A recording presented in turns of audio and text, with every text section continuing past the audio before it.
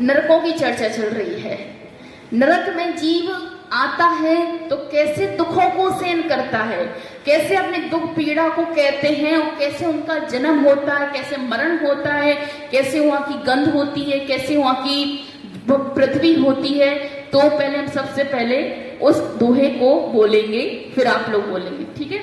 जहां भूमि पर सत दुख इसो, बिच्छू सहस डसे नहीं पिसो, तहारा दिसो नित वाहिनी, क्रमि कुल कलित देह दहिनी।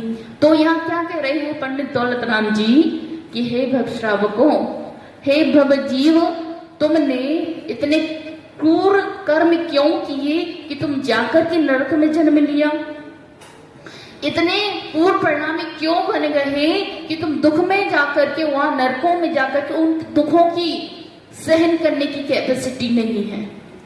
अरे तुमने बहुत अच्छा कर्म किया होता तो देवों में स्वर्गों के सुख को भोग रहे होते। तुमने ऐसे कर्म किए कि नरकों के नारकी जीवों के दुख भोग रहे हो। तो तहां उस नरक में भूमि धरती परसत, यानी कि परसत में स्पर्श करने से, इसे ऐसे बिच्छू, यानी बिच्छू होता है डंक मारता है ना, देखा है ना सभी ने कैसे डंक मारता है, देखा है किसी ने कि नहीं? हमने तो नहीं देखा। फिर सहस यानी कि हजार, जैसे लोगों ने देखा होगा।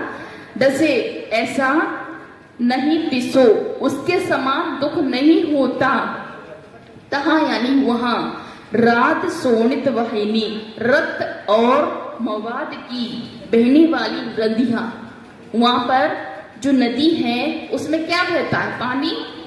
तो क्या बहता है, रक्त और मवाद की बहने वाली नदियां होती हैं।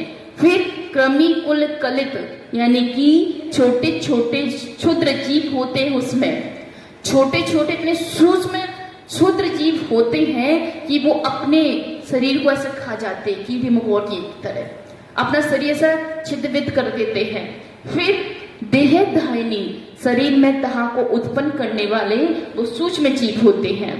तो कहते हैं यहाँ पे नरकों की भूमियां, नरकों की भूमियां स्पर्श करने से कितनी वेदना होती है, केवल स्पर्श करने से कितनी वेदना होती है।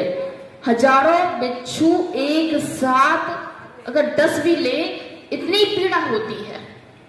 चिंतन करो, अगर एक साथ हजारों बिच्छू भी एक साथ 10 ले अगर अपने बॉडी को, तो कितनी पीड़ा होती है। तो वहां जाकर रहने वाला वो नारकी जीव को कितनी वेदना होती होगी। वो नारकी जीवों की कितनी दुख भरी कहानी है कि हम वो सुनते हैं तो सुन के रह जाते हैं, इतनी बड़ी पीड़ा होती है। फिर तब भी उतनी वेदना यहाँ नहीं है, उससे इतनी वेदना यहाँ क्षण मात्र भी नहीं है।